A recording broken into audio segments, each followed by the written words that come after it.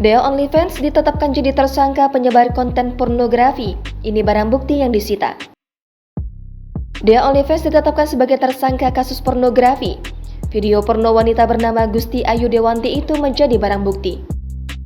Dirkrimsus Polda Metro Jaya, Komisaris Besar Polisi Auliansyah Lubis mengatakan, pihak penyidik sudah memeriksa dan melakukan gelar perkara terhadap kasus konten kreator OnlyFans itu.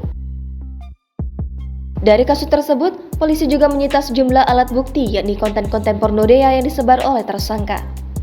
Kata Auliansyah, foto dan video porno itu didapat penyidik dari patroli cyber. Polisi tidak menutup kemungkinan akan menyasar terduga pelaku lain yang terlibat dalam produksi dan distribusi video porno tersebut.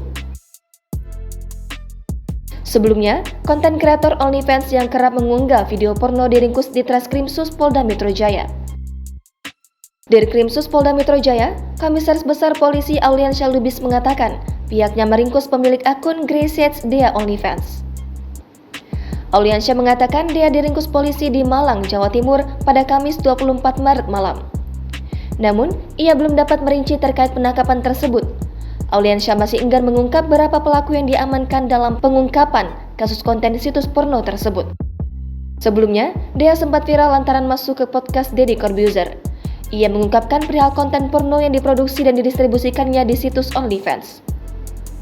Pada podcast itu, Dea mengungkapkan per subscriber di OnlyFans dihargai $7 Amerika Serikat.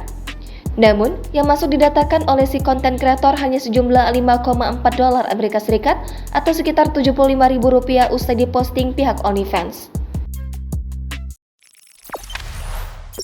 Jangan lupa subscribe, share, komen, dan like ya!